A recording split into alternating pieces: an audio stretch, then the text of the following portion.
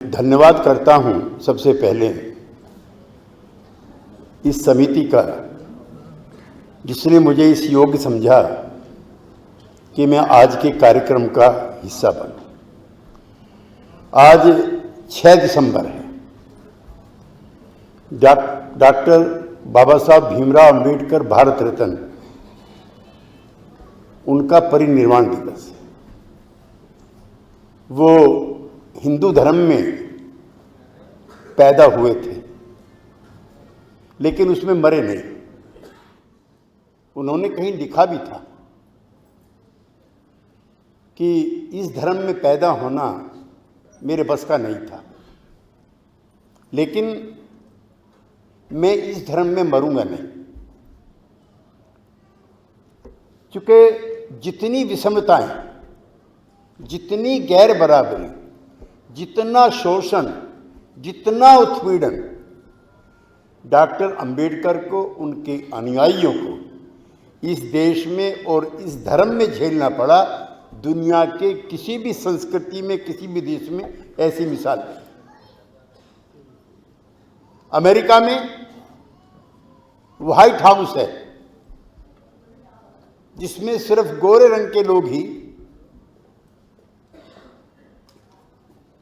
प्रवेश कर सकते हैं, और जितने भी राष्ट्रपति बने सब गोरे रंग के बने।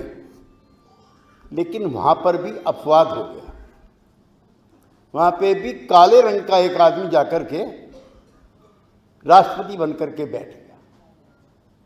लेकिन भारतीय समाज में, और आज जब हम संविधान की शपथ ले रहे हैं, तो पिछले 75 साल में परिवर्तन हुए हैं। लेकिन जिन दिनों, जिस माहौल में, जिस दौर में डॉक्टर अंबेडकर पैदा हुए, बड़े, पढ़े, जितना अपमान उनको झेलना पड़ा, मुझे कहते हुए तकलीफ है कि लगभग वो पशुओं जैसा अपमान था। उनके बचपन का किस्सा है। पशु पानी पी सकते हैं कुएं से, गाय पी सकती है, भैंस पी सकती है, गधा पी सकता है, बकरी पी सकती है, लेकिन डॉक्टर अंबेडकर को उस कुएं से पानी पीने की इजाजत नहीं थी। इसलिए सबसे पहला सत्याग्रह, बहुत कम उम्र रही होगी जब उन्होंने जल के लिए सत्याग्रह किया था। मैं पिछले दिनों राज्यसभा में था और रोहित वेमुला कांड हो चुका था। मैं हैदराबाद गया था विश्वविद्यालय,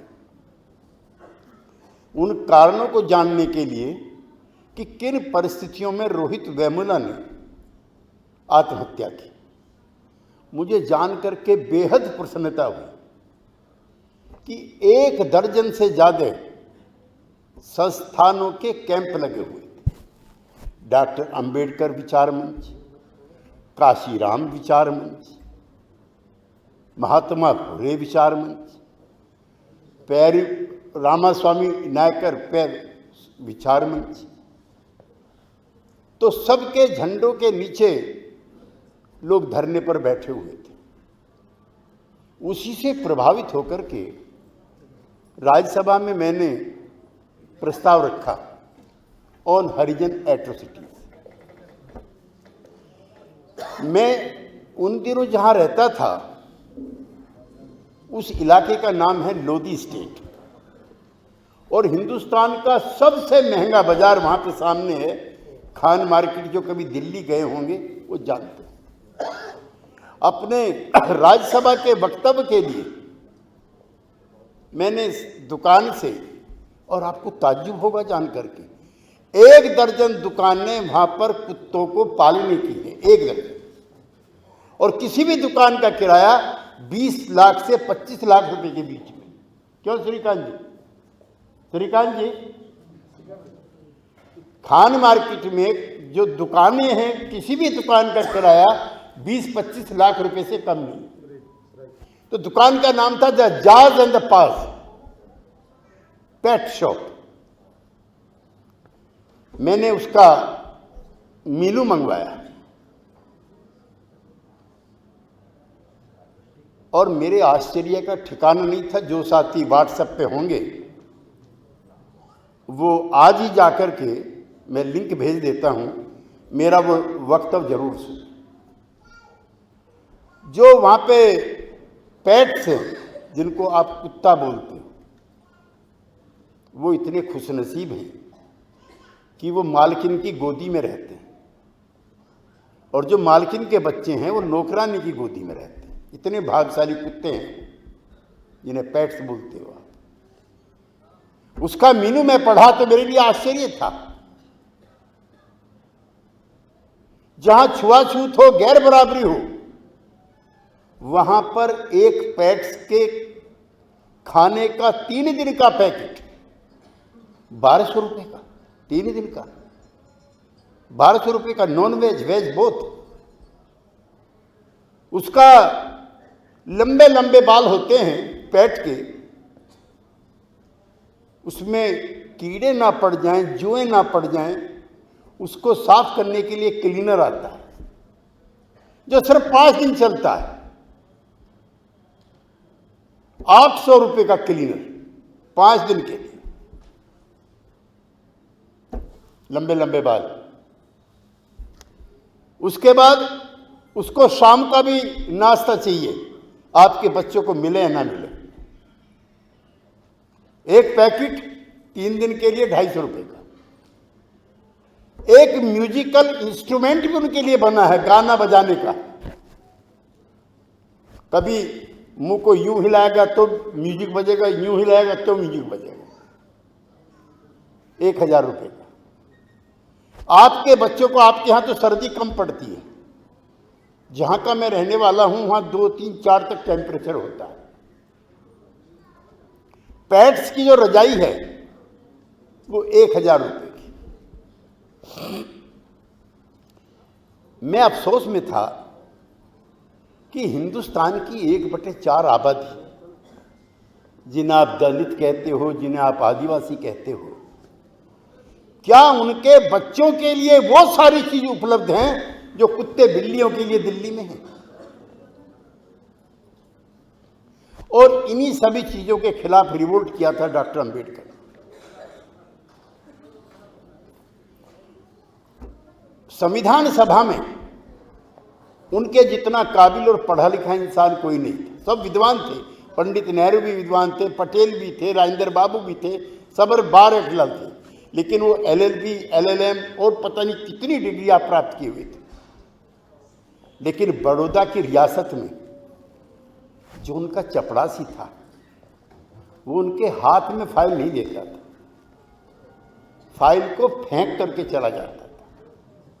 कभी किसी अछूत के जिस्म का कोई हिस्सा काबिल आदमी के जिस्म से ना छूटे। मैं जब बचपन में पढ़ता था तो जो स्कूल का मेरा क्लास का टीचर था, आज की तरह से नहीं था कि जो ह्यूमन राइट्स हैं, ट्रेडिशंस हैं, कोई बच्चे को पीट नहीं सकता, मार नहीं सकता, डांट नहीं सकता, नहीं। उस समय पिटाई भी होती थी।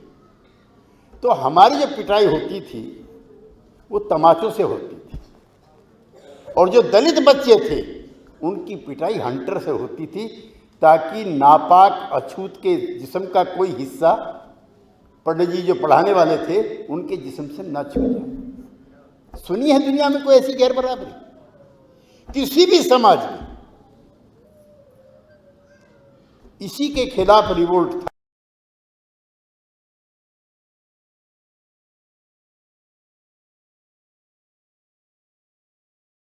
डॉक्टर अंबेडकर का। और मुझे अफसोस है, जब हम अमृत महोत्सव काल मना रहे हैं, हालात बहुत ज्यादा नहीं सुधरे। हम और श्रीकांत जी पार्लियामेंट में रह लिए, बड़े बड़े दलों में रह लिए, बड़े बड़े नेताओं में रह लिए। डॉक्टर अंबेडकर को सड़क पे से उठा करके संसद में लगाने के लिए हमको 40 साल लग गए। डॉक्टर अंबेडकर की मूर्ति, जो उनका चित्र था, बाहर सड़क पे लगा हुआ था। थैंक्स टू श्रीकांत जैना, जनता दल एंड अब ऑल VPC, जो हम डॉक्टर अंबेडकर की चित्र को लेकर के अंदर आए कि नहीं, जहां जवाहरलाल है, जहां महात्मा गांधी है, जहां सरदार पटेल है, उनके बीच में डॉक्टर अंबेडकर को लगाओ। ये सपना साकार हुआ और उसी के साथ देश में युद्ध शुरू हो गया। मैं उनका जिक्र नहीं करना चाहता किन हालातों में पूना पैक्ट हुआ, किन हालातों में महात्मा गांधी को, जिंदगी को बचाने वाला वाहिद एक इंसान था जिसका नाम था डॉक्टर भीमराव अंबेडकर, और मारने वाला नाथूराम गोडसे था। आज 6 दिसंबर है। आज के दिन ही बाबरी मस्जिद भी शहीद हुई थी। तो बाबरी मस्जिद नहीं गिरी थी, बाबा का संविधान गिरा था, जिसकी कसम आपने खाई कि in the eyes of law, in the eyes of constitution और are equal. No, they are not equal. अगर इक्वल हुए होते तो ताकत के बल पर जैसे आप लोगों को अछूत बना के रखा हुआ है, उसी तरह से बाबरी मस्जिद को गिराने का काम नहीं हुआ होता। आज आपने कसम खाई। और संविधान अगर ना हुआ होता,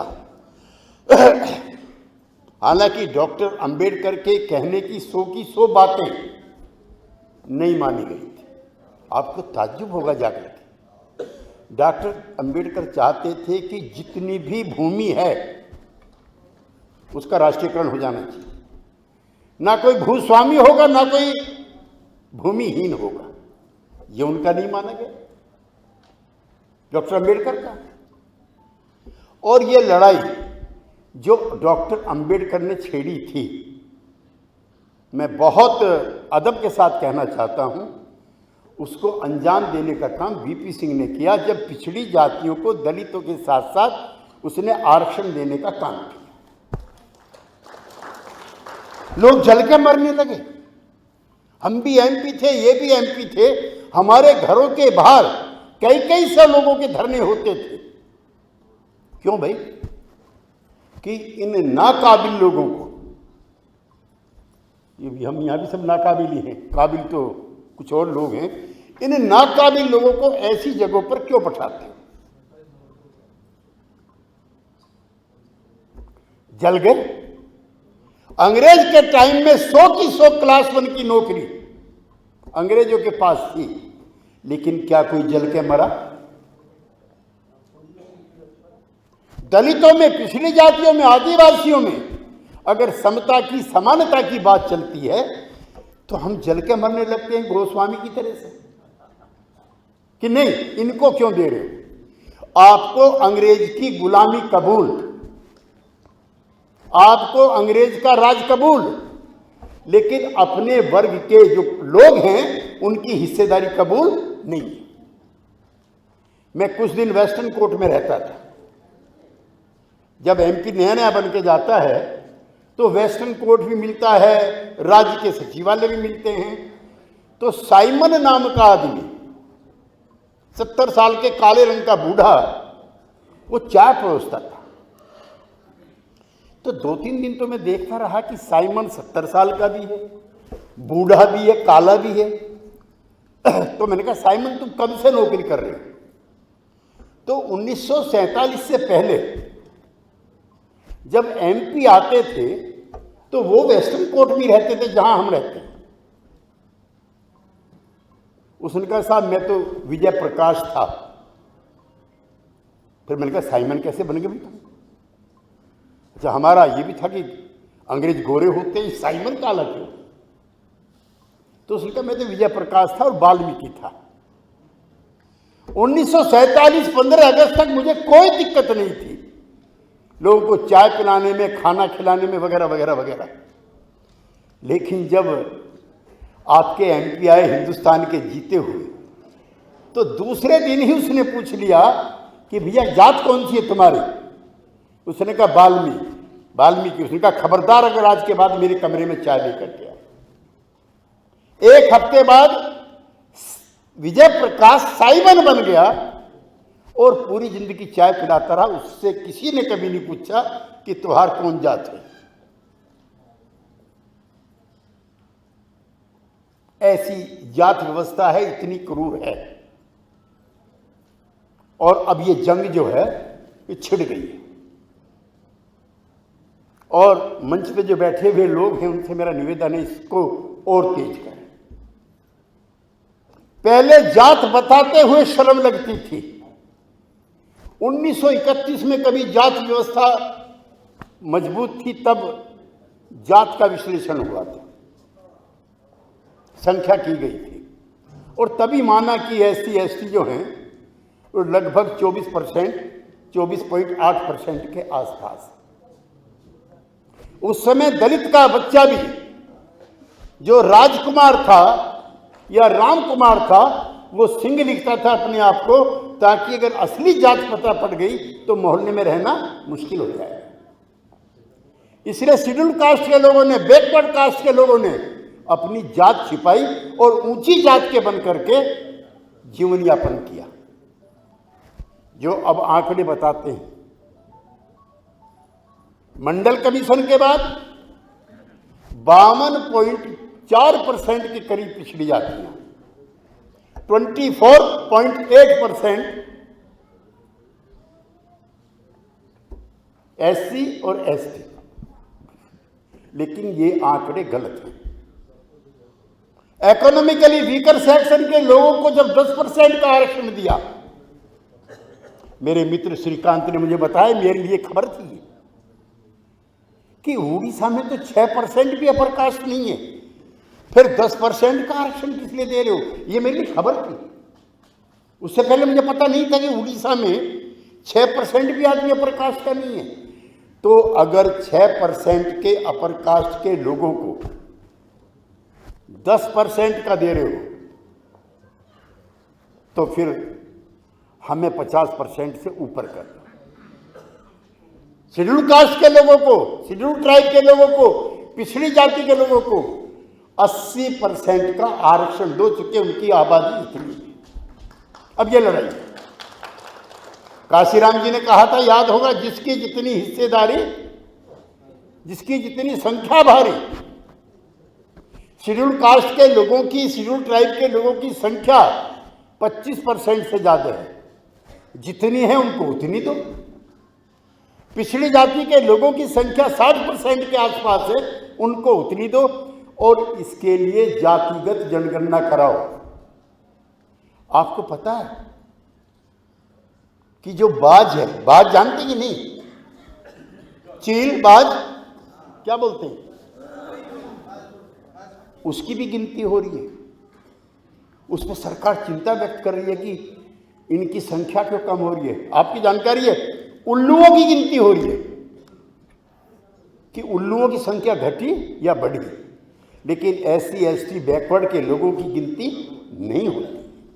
आपको उल्लुओं से और गिद्ध से और चील से भी खराब मान लिया। इसलिए हम कहना चाहते हैं कि जनगणना हो और जात के आधार पर हो, और जिसकी जितनी जात निकले उसकी उतनी हिस्सेदारी हो। आज ये कसम लेकर के यहां से जाना है। डॉक्टर अंबेडकर का सपना यही था, जो संविधान की शपथ अब दिलाई है, उसमें जो भी शोषित है, जो भी पीड़ित है, जिस पे भी जुल्म है, जिस पे भी जाति है, उनकी व्यापक एकता बनाओ। बाबा साहब ने कहा था कि सबको अपने अपने धर्म को, अपने अपने रीति रिवाजों को मानने की आजादी है। कल रामपुर में चुनाव हुआ, मैं वहीं से एमपी रहा हूं, पश्चिमी यूपी से। जो बुरके में लोग थे, जो गोल टोपी में लोग थे, उनको वोट डालने नहीं दिया गया। तो डॉक्टर अंबेडकर का तो संविधान भी और लोकतंत्र भी बेकार हो गया। और आपके यहां का मुझे पता नहीं, कई राज्य ऐसे हैं, अब थोड़ा फर्क पड़ा है, जहां शेड्यूल कास्ट के लोगों को वोट नहीं डालने दिया जाता है। शेड्यूल कास्ट के वो लोग गए वोट डालने के लिए, उनसे पूछा कि कौन हो, अमुक हैं, कि तुम्हारी वोट डल चुकी। इसलिए तय करो कि घुट घुट के मरना है या सम्मान के साथ जीना है, ये फैसला आप लोग करना। इतनी लंबी गुलामी की उम्र इस्लाम में, क्रिश्चियनिटी में, जूइश में, किसी भी रिलीजन में अगर हो तो बताओ मुझको। 3-4 हजार साल से मैं कई लेख उस पर लिख चुका हूं, इसलिए आज आपको बता रहा हूं तकलीफ के साथ। एक पूरी कौम सर पे पखाना ढोती है 3000 साल से। जब मैं उसकी गहराई में गया, पार्लियामेंट में भी, पार्लियामेंट से बाहर भी, तो जो सीवर सिस्टम है उसके अंदर उसको वाल्मीकि को भेजा जाता है और कुछ शराब भी उसको पिलाई जाती है, क्योंकि बदबू अंदर इतनी है कि सामान्य आदमी अंदर नहीं जा सकता। और उसमें 5 तरह की गहरीली जो गैस है वो निकलती है। अंदर जो गया, आपने सुना होगा, अपने उड़ीसा में भी सुना होगा, मैं दिल्ली में रहता हूं, वहां का सुना है, गाजियाबाद का, गुड़गांव का, नोएडा का। हर 15वें दिन 10-15 आदमी सीवर में सफाई करते हुए मरते। अपने बच्चों को भी पखाना साफ करने में जिन लोगों को दिक्कत होती है, उन्होंने रेलवे स्टेशन पे कुछ लोगों को पखाना साफ करते हुए देखा होगा। इसलिए डॉक्टर अंबेडकर ने कहा था कि इस अन्याय, गैर बराबरी धर्म के अंदर में पैदा हुआ, लेकिन इसमें मरूंगा नहीं। यही तकलीफ थी डॉक्टर अंबेडकर की। आज उनकी परिनिर्वाण दिवस है। मुझे प्रसन्नता है कि इस दिन को हम संकल्प दिवस के रूप में भी मनाते हैं। कसम खाते हैं, आप लोगों को भी कसम दिलाना चाहते हैं, जिले जिले में धरने रखो। ये मुल्क तुम्हारा है, संख्या तुम्हारी है। ये तो डॉक्टर अंबेडकर संख्या बहुत करा रहे थे आपको, लेकिन तुम्हारा दिमाग हड़प लिया पता नहीं किसने। बोलते नहीं, चुप रहते हो, जुल्म सहते हुए भी चुप रहते हो। वैसे भी इसलिए आज का संकल्प है, जातिगत जनगणना कराओ और जिसकी जितनी संख्या हो उसकी हिस्सेदारी कराओ। आपको ताज्जुब होगा जान करके, बैकवर्ड कास्ट का एक भी सेक्रेटरी सेंट्रल गवर्नमेंट में नहीं है। शेड्यूल कास्ट के भी क्लास 1 में, क्लास 2 में जितना नौकरियों में लोग होना चाहिए था उतना नहीं है। कहते हैं इनमें काबिल लोग नहीं है। काबिल तो हैं, इनकी जात खराब है। तो ये भी कसम खाओ कि जात की श्रेष्ठता का बोध खत्म करके ही रहेंगे। ना कोई छोटा होगा, ना कोई बड़ा होगा, और जात के आधार पर जो भेदभाव होंगे उसको मिटाएंगे। इसका संदेश है 6 तारीख का।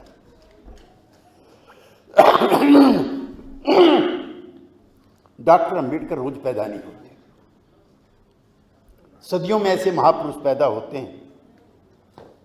उनका और डॉक्टर लोहिया का, जो समाजवादी आंदोलन के नेता थे, बड़ा करीब का रिश्ता हो गया था आखिरी दिनों में। डॉक्टर लोहिया की डॉक्टर अंबेडकर की कई मुलाकातें हुई और रिपब्लिकन पार्टी और समाजवादी पार्टी को मिला करके एक पार्टी बना करके चलाओ, ऐसा भी संकल्प हुआ था। डॉक्टर अंबेडकर की कम समय में मृत्यु हो गई, लेकिन उसके बाद भी वो संकल्प और इरादे कम नहीं हुए। मेरे मित्र श्रीकांत जानते हैं, पार्लियामेंट के चारों तरफ 4-4, 5-5 किलोमीटर की दूरी पर आज नीले रंग के झंडे फहरा रहे। कोई 200 जगह टेंट लगे होंगे कम से कम। तो ये आग तो जल गई है। एक शेर पढ़ना चाहता हूं, बिना क्रांति के आग लगे ना, बिना क्रांति के आग लगे ना मिटेगी ये तकरार नहीं, इसलिए बगावत चाहते हैं, अन्याय हमें स्वीकार नहीं। बहुत बहुत धन्यवाद।